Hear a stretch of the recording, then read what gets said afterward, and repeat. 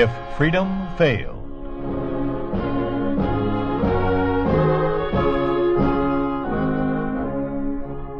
We'd like to take you on a visit to a town that doesn't exist. A town we call Springfield, USA. We'd like to show you how things would be in any American town if communism took over. This is the story of a Boy Scout. The story of what happens to youth organizations under a communist regime. The title of the story is The Pledge.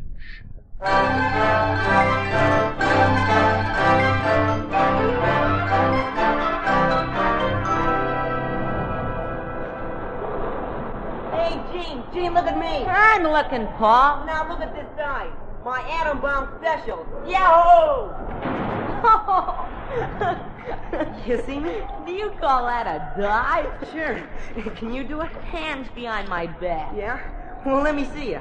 Nah, I'm gonna stay out for a while. Oh, come on in, Gene. The high school guys will be coming pretty soon. In a minute. Well, I'm going down the other end. Okay. Hiya, Gene. Oh, hi, Lester.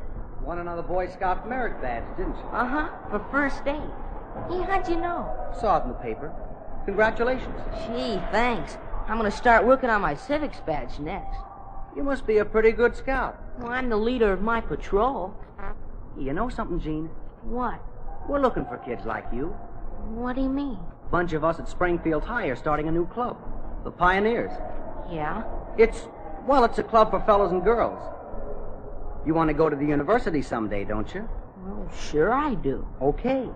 The Pioneers will help you get there if you're a loyal member. Yeah? And if you get to know some of the fellows higher up, get on the good side of them, you're a cinch to get into the university. Gosh, how can they do that? Oh, there are ways. Lots of kids are joining up. You don't want to be left out, do you? Heck no. Well, I'll talk to my dad and see what he says. You tell him about the other kids, and he'll let you join. Hey, Gene, come on in. On, just a second. That a friend of yours? Yeah, his name's Paul Gerard. Maybe he'll join the Pioneers with you. Yeah, maybe he will. I'll ask him. Swell. I'll leave an application in the locker room for you. See you at the meeting tonight at the hall. Yeah, okay, Lester. Hey, Gene. Keep your pants on. I'm coming.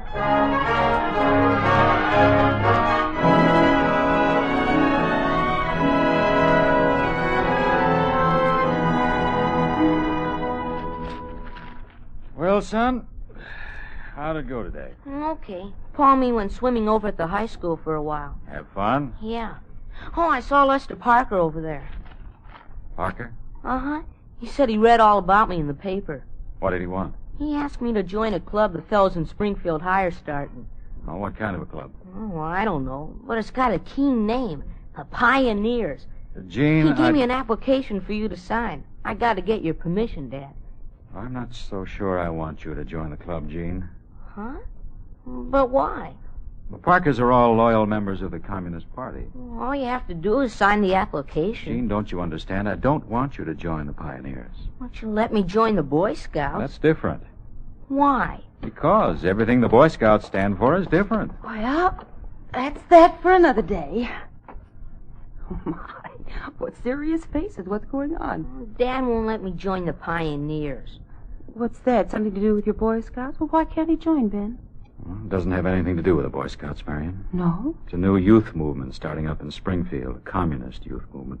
Oh, you don't think the communists are trying to organize children or anything like that? Why not? They organized Ben. everything else, our industries, our agriculture. They've taken over the government. But to think they'd organize the children is ridiculous, dear. Well, can you tell me what harm a bunch of 12 and 13-year-olds could do? They'll think up some way for the kids to work for the party. Darling, I know how disturbed you've been since they took over. Everybody has. But as long as we can't fight it, why shouldn't we accept it? You joined the party. Yes, so you and Jean could go on living. And we are. Maybe not as well as we used to, and maybe we don't have as much freedom as we used to, but we have food and clothes, and you have a job. Yes, I still have a job. So, as long as you're already a member of the party, I can't see any harm in letting Jean join this whatever it is they call it. Pioneers, Oh. Mom. They go camping and hiking, and they even have dances. There's nothing wrong in that, is there? Well, it sounds all right, but... Oh, I don't know. You've seen how they do things, Marion. Why should this be different? Well, darling, there's one way to find out. Let Gene give it a try. Then if we decide it's not the right kind of organization for him to be in, why, he can drop out. Yeah. I have an idea he will anyhow, what with his scout activities and his school, but... Well, dear, it's up to you. You're the one to sign the application. Oh, please, Dad. Can't talk you out of it, can I? Well, I don't want to be the only one who isn't a pioneer. Okay, I'll sign it.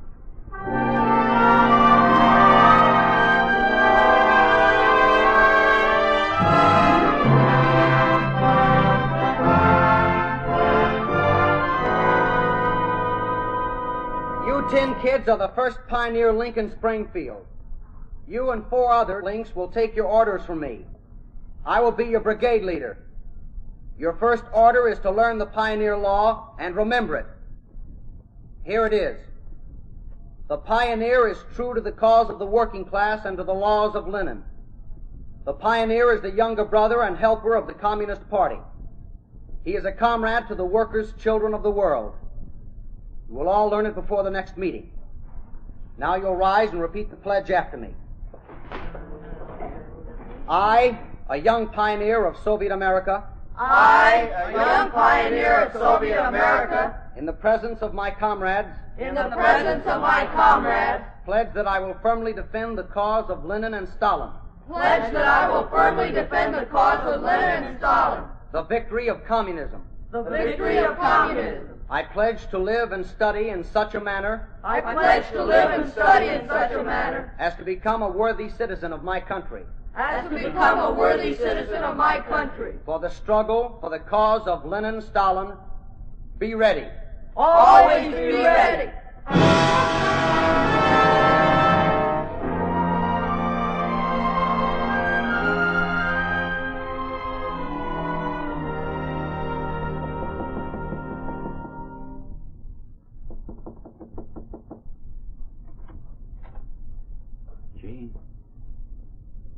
Gene, you asleep? Oh, no, Dad. Come on in. I was just laying here and looking at the stars. Sure are bright, aren't they? Yeah. See that one up there? The one that looks like it's blinking? That's the North Star. I know. In the old sailing days, the captains steered their ships by watching the North Star. They did? As long as they kept their eyes on it, they knew they'd never lose their way. Gee, where'd you learn that? Oh, I read it somewhere. Gene. I'll bet you know all about the stars. Gene, Hmm? how was that meeting tonight? Oh, keen. Lester told us all about the pioneers and how we were going to be comrades with all the other kids, and we had to take a pledge that we'd become worthy citizens of our country. I see. Hey, you know something funny, Dad? Hmm? The motto of the pioneers is the same one the Knights used to have in the old days. Always be ready. Just like they told us in the Boy Scouts. Isn't that funny? Yes, it is. You don't sound like you think it's funny. Guess I was thinking about something else. What, Dad? Do you remember right after you joined the Boy Scouts, you learned the oath of the Athenian young man? Uh-huh. You still know it? Sure. I think so. Say it for me. Now? What for? I just want to hear you say it. Okay. We will never bring disgrace on this, our city, by any act of dishonesty or cowardice. We will fight for the ideals and sacred things of the city, both alone and with many. We will revere and obey the city's laws, and will do our best to incite a like reverence and respect in those above us who are prone to annul them or set them at naught. We will strive increasingly to quicken the public sense of civic duty. Thus, in all these ways, we will transmit this city, not only not less, but greater, better, and more beautiful than it was transmitted to us. How's that? That's fine, son. Why did you want to hear me say it? I want to be sure you still remember it. And I don't want you ever to forget it. All right, Dad. Promise? Scout's honor. Now you better go to sleep. Good night, son. Oh, Dad, you shouldn't kiss me. Why not? You're my son, aren't you? Good night, Gene. Night, Dad.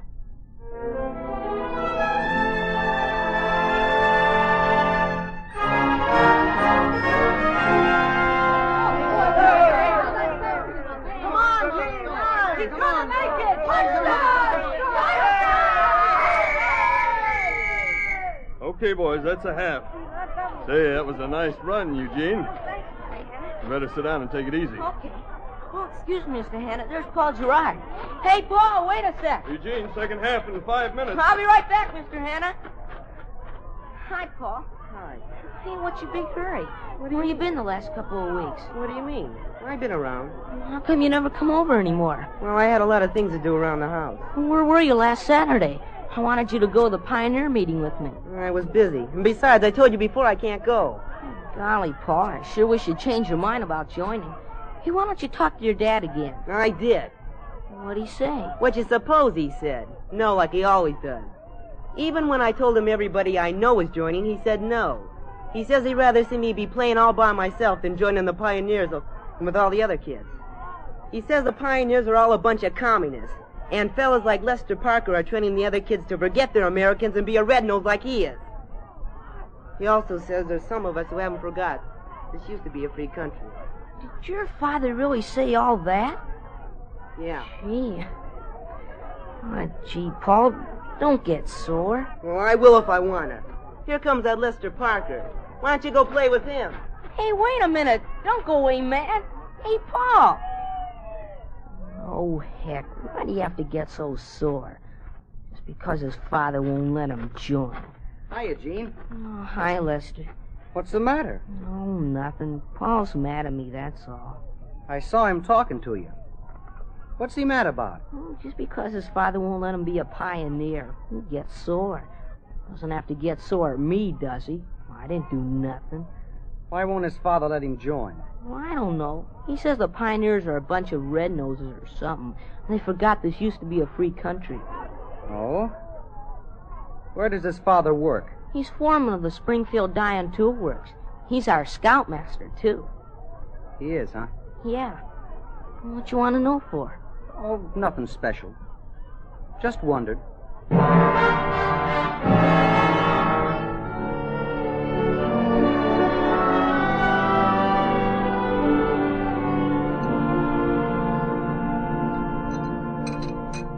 More stew, Ben? Thanks. Oh, what'd you do at school today, Jean? Oh, we played football. Did Paul Gerard play with you? Paul. I tried to get him to join the Pioneers with me, but he wouldn't do it. Just because his father says they're a bunch of red-noses. What does he know about it anyhow? Maybe that explains something. What's that, Ben? Frank Gerard was fired today. Fired? Why? What do you mean, why? As long as Commissar Chase is plant manager, he doesn't give reasons for firing anybody. But Frank was foreman. What difference does that make? Well, didn't Commissar Chase give any reason at all? No, only the usual. It had been brought to his attention that Frank had expressed thoughts contrary to those of the party. Oh, that's terrible. Frank Gerard, of all people. Who reported him? Oh, you never find out things like that. Well, do you think it's someone at the plant? I doubt it. Frank has enough sense not to say anything when he's surrounded by a bunch of communist informers. Well, then who could... Must have been someone else, a friend of Frank's, someone he trusts. Oh. Or maybe Paul heard him say something against the communists and innocently told it to someone else who has a communist connection. Oh, Jean, what's the matter with you? Nothing. Want to break that plate? No, it just slipped. The knife, I mean. Oh, dear. How can that be right in the middle of dinner? Gene, go see what I do. Okay, Dad. Sure. I don't know why people have to ring your bell just when a person's eating. You know, I never saw it to fail. Wonder what's wrong with Gene. Wrong? See the way he jumped up from the table? Ordinarily, we have to talk to him 2 or 3 times before he leaves. Well, the doorbell rang. Yes, I know that. I wonder who it is. Jean, who is it? Mrs. Gerard. Phyllis. I wonder what she was. Ben, you seen Frank? Phyllis. You seen Frank, Ben? No. Why? What's wrong? I don't know. He said he was going down to talk to Commissar Chase, trying to get his job back. Should have come home hours ago. Called everywhere, but no one's seen him. Where do you suppose he is? Now, take it easy, Phyllis. He's probably detained somewhere, that's all. Well, then why didn't he call me? Always has before when he was going to be late. I'm sure you knew where he was, Ben. I'm sorry, Phyllis. I know something's happened. I just know. No, he's all right, Phyllis. No. I've told him over and over again not to say anything about the communists. I told him someone would report him if he did. He wouldn't listen to me. He hates them so. Look, dear, come here. Sit here. Now let me get you a cup of coffee. He only joined the party because there was no other way out. He never really believed. Oh, Mary! No, dear, please. Ben, can't you go out and see if you can find him? Where would I look? Phyllis said, Joe.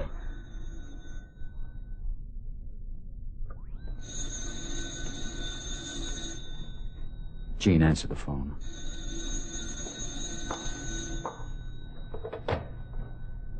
Hello? Oh, hi, Paul. What are you crying about? Marion, Yeah, she's here. Just a sec. It's Paul, Mrs. Gerard. He's crying. Let me talk to him. Paul? What is it?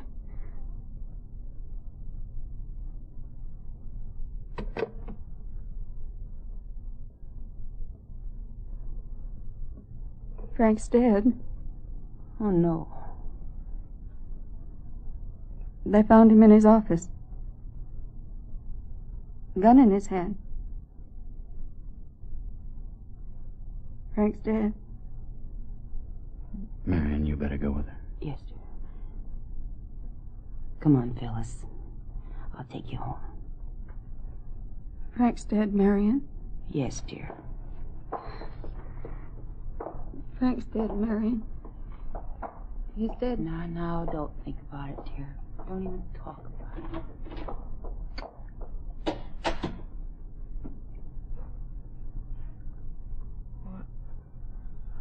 I'll see you later, Dad. Jane. I have some homework to do. Jane! Yes, Dad? Sit down. But, Dad, I want to talk to you. Yes, sir. Mr. Gerard is dead, Jean. Yes, sir. I don't know whether he killed himself or someone else did it, but he's dead. Do you know why? No.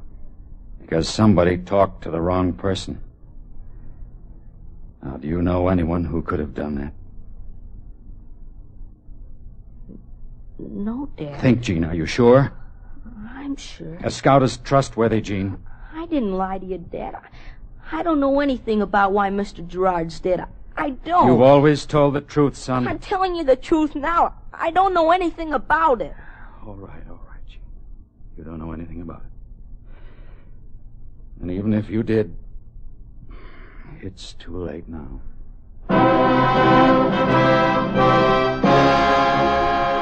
You are listening to The Pledge, a story of the way things could be if communism took over. A picture of what life would be like under a communist regime in an ordinary American town. A town we call Springfield, USA.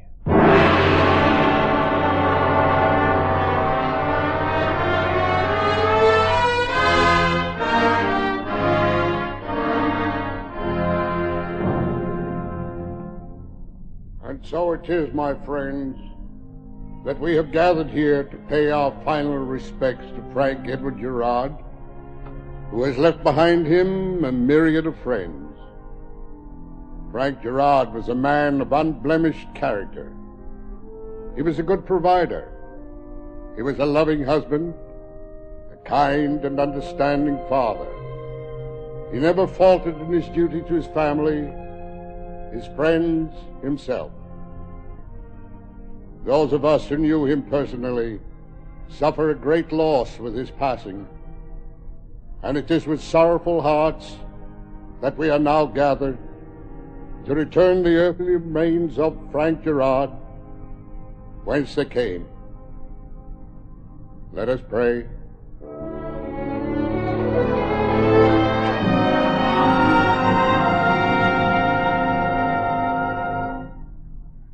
So the funeral's over, and Frank's gone.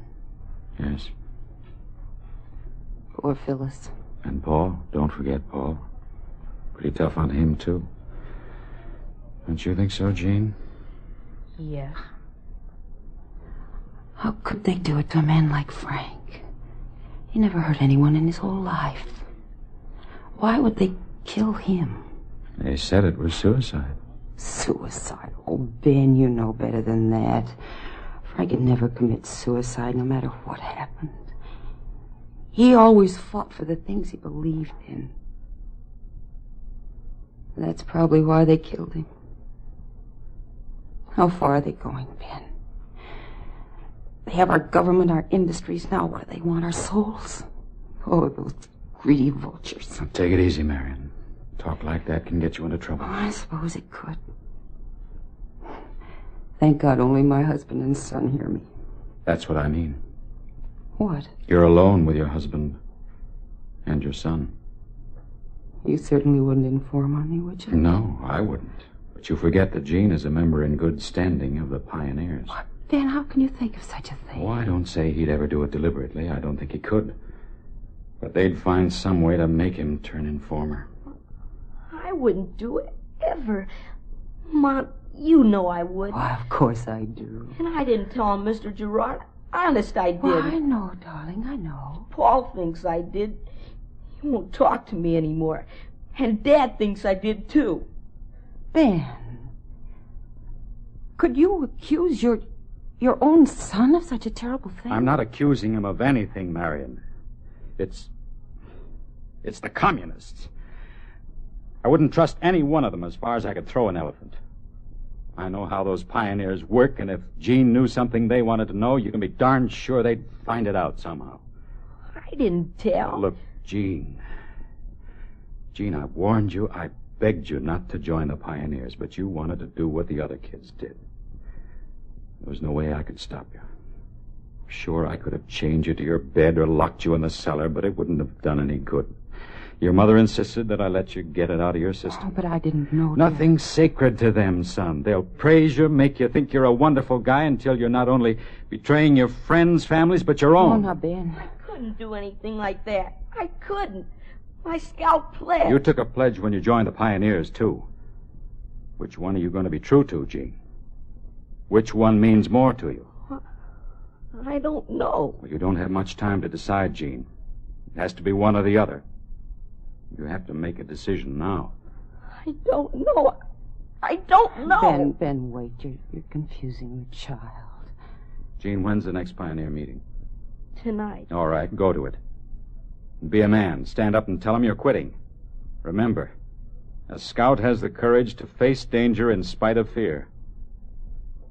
This is your chance to prove yourself. Oh, dear, I don't think he should go out tonight. There's a storm coming up. This is a lot more important than a storm, Marion. It's Gene's whole future. Tonight he'll know in which direction he's going. And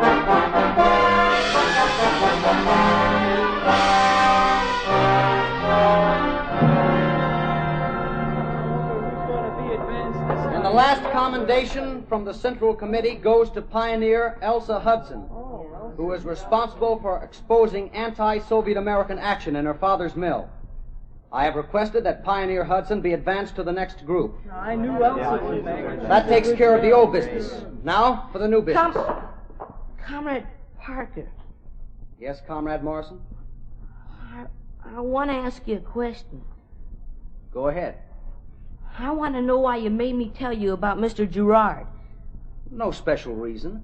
Did you know he's dead? Well, sure I do. So what?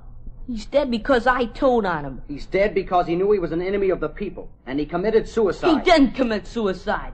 Somebody killed him and made it look like he committed suicide. And he wasn't an enemy of the people. He was a good man. Why, a scoutmaster couldn't be anybody's enemy. Yeah? What's so wonderful about being a scout? Everything is. Scouts are loyal and kind and trustworthy. No. Scouts don't snitch on people. And they're worthy citizens of their country. Only loyal pioneers are worthy citizens of their country. Scouts wouldn't bring disgrace on their city by being dishonest or a coward. Forget about the Boy Scouts. Your duty is to defend the victory of communism. My duty is to God my country. There isn't any God. God's a fairy tale. Just something that people dreamed up to explain something they didn't understand. There is a God. You can't believe in middle-class junk like that and still be a loyal pioneer. Then I don't want to be a pioneer anymore. All right, then get out. You're expelled from the Pioneers right now. And the rest of you aren't to have anything to do with him or talk to him. Ever. I don't care. The pioneers are bad, and everything you tell us is bad. Just like my father said. I should have listened to him when he tried to tell me. He told me the communists aren't any good. He told me nothing's sacred to them, and that they're making a bunch of stool pigeons out of us kids. He knew I told on Mr. Gerard. And you made me lie to my father. You made me break my scout pledge. But I'm not going to break it anymore. I'm going to be a good scout from now on. Yeah? Well, there isn't any more Boy Scouts. You're a liar. We got a report from the Central Committee this morning. The Boy Scouts have been declared fascist and will not be recognized by the party. I don't believe you. It isn't true. It is true.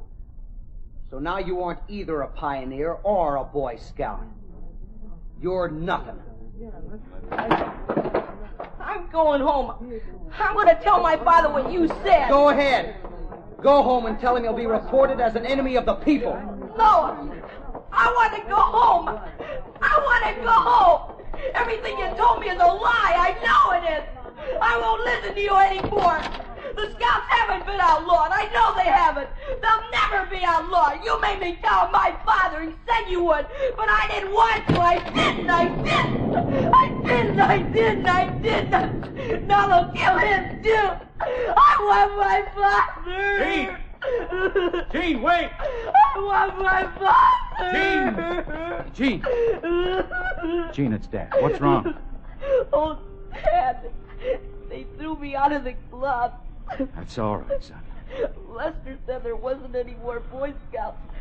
He said there wasn't any God. Come on, son. We're going home. And he made me tell on you, Dad. I didn't want to, but he made me do it. And now they'll kill you, just like they did Mr. Gerard. No, son, I don't think they'll kill me. But what'll they do, Dad? What'll they do? I'm not worried about what they'll do to me. But what's going to become of you? That's right. What's going to become of me?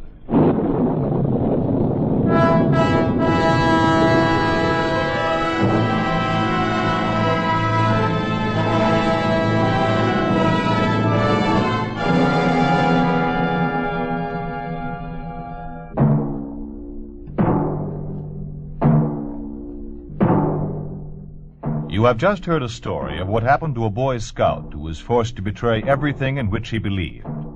You have just heard what happens to any youth organization when communism takes over.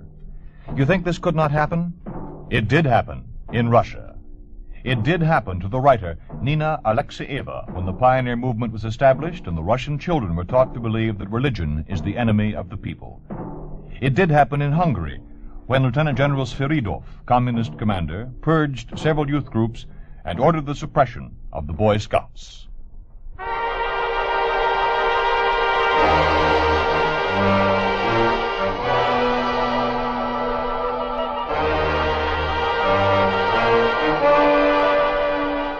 You have been listening to If Freedom Failed, starring Jeffrey Silver as Gene Morrison in The Pledge. Whitfield Connor was Ben, and Ann Morrison was Marion. Others in the cast were Jimmy Ogg, Joel Nestler, Peggy Weber, Joel Davis, Richard Monahan, Joe Cranston, Joe Granby, and Lamont Johnson. Music was composed by John Hicks, with musical direction by Michel Perrier. The Pledge was written for If Freedom Failed by Milt Kahn, produced and directed by Robert M. Young. Sergeant Lloyd Eyre speaking. This program has come to you through the worldwide facilities of the United States Armed Forces Radio and Television Service.